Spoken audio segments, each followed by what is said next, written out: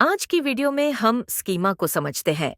मनोविज्ञान में स्कीमा एक मानसिक संरचना है जो हमें सूचनाओं को व्यवस्थित करने, समझने और भविष्य में उन्हें फिर से उपयोग करने में मदद करती है। यह संरचना हमारे मस्तिष्क में बनी होती है और हमारे पिछले अनुभवों, सांस्कृतिक पृष्ठभूमि, परवरिश और ज्ञान के आधार पर विकसित होती है। स्कीमा की परिभाषा। स्कीमा एक तरह की मानसिक रूपरेखा होती है जो हमारे मस्तिष्क को बाहरी दुनिया की सूचनाओं को संगठित करने में मदद करती है। यह एक संज्ञानात्मक संरचना है जो हमें नई और जटिल जानकारी को तेजी से समझने, अनुभवों से सीखने और भविष्य के लिए योजनाएं बनाने में मदद करती है। स्कीमा का विकास। स्कीमा का विकास बचपन से ही शुरू हो जाता है और जीवन भर चलता रहता है। बच्चों के शुरुआती अनुभव उनके दिमाग में स्कीमा का निर्माण करते हैं।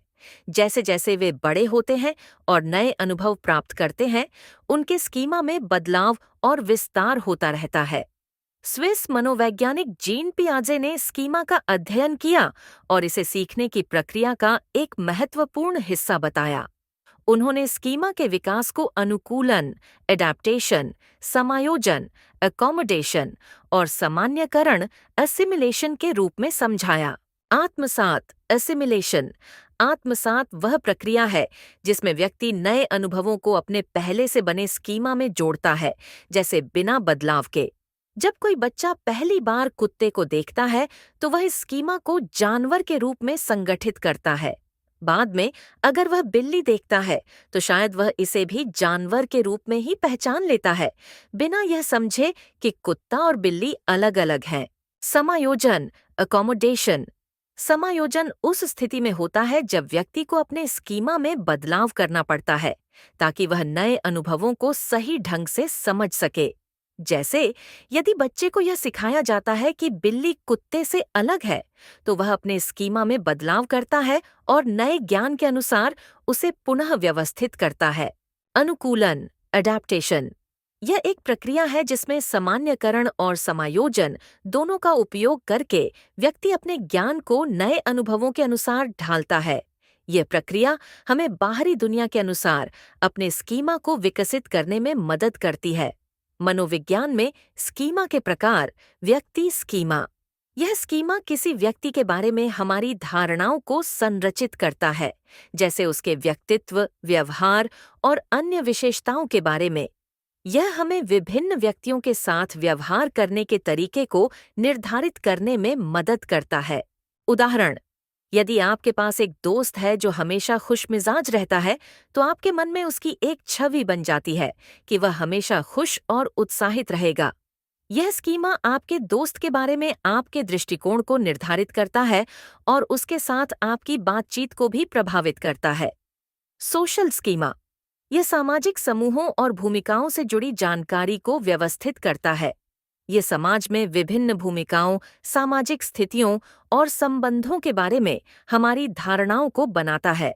उदाहरण, शिक्षक का स्कीमा हमारे मस्तिष्क में यह धारणा बनाता है कि शिक्षक को ज्ञानवान, अनुशासित और सिखाने वाला व्यक्ति होना चाहिए। इसलिए जब हम किसी शिक्षक से मिलते हैं तो हमारी अपेक्षाएं उसके स्कीमा के अनुसार होती हैं।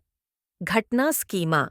यह स्कीमा किसी घटना या क्रिया के बारे में हमारी जानकारी को संगठित करता है।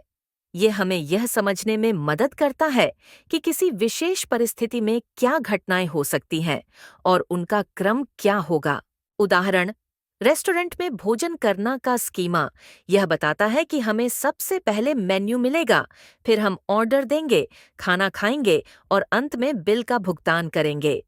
जब हम किसी रेस्टोरेंट में जाते हैं तो इस स्कीमा के कारण हमें पता होता है कि क्या उम्मीद करनी चाहिए और कैसे व्यवहार करना चाहिए। भूमिका स्कीमा। यह विभिन्न सामाजिक भूमिकाओं के बारे में हमारे विचारों और अपेक्षाओं को संगठित करता है। यह स्कीमा समाज में एक व्यक्ति की भूमिका और उस भूमिका से जुड़ी अपेक्षाओं को दर्शाता है। उदाहरण, माता-पिता का स्कीमा हमें यह समझने में मदद करता है कि माता-पिता अपने बच्चों की देखभाल करेंगे, उन्हें जीवन के पाठ पढ़ाएंगे और उन्हें सुरक्षा देंगे। स्वयं का स्कीमा। यह स्कीमा हमारे अपने बारे में हमारी धारणाओं और मान्यताओं को दर्शाता है। यह हमें यह समझने में मदद करता है कि हम कौन हैं, हमारे गुण दोष क्या हैं और हमारी पसंद नापसंद क्या है। उदाहरण, यदि किसी व्यक्ति का स्वयं का स्कीमा यह है कि वह परिश्रमी है, तो वह खुद को उस नजरिए से देखता है। उसे लगता है कि वह हर कार्य में मेहनत करेगा और उसके पास कठिन परिस्थितियों का सामना करने की क्षमता है। स्कीमा का प्रभाव और उपयोग। स्कीमा का मुख्य उद्देश्य हमें जानकारी को तेजी से प्रोसेस करने में सहायता करना है। हालांकि इसके कुछ नकारात्मक प्रभाव भी हो सकते हैं। कभी-कभी स्कीमा गलतफहमियों, पूर्वाग्रहों और पक्षपाती धारणाओं को जन्म दे सकते हैं। स्कीमा की यह प्रवृत्ति है कि हम नई जानकारी को पुराने अनुभवों के आधार पर प्रोसेस करते हैं और इसी कारण हम कई बार तथ्यों को गलत तरीके से समझ लेते हैं। उदाहरण, अगर किसी व्यक्ति का स्कीमा यह है कि अजनबी लोग खतरनाक हो सकते हैं, तो वह प्रत्येक अजनबी से बातचीत करने में हिचकिचाहट महसूस कर सकता है। यह स्कीमा व्यक्ति के सामाजिक अनुभवों को सीमित कर सकता है और उसे सामाजिक संपर्क से दूर रख सकता है।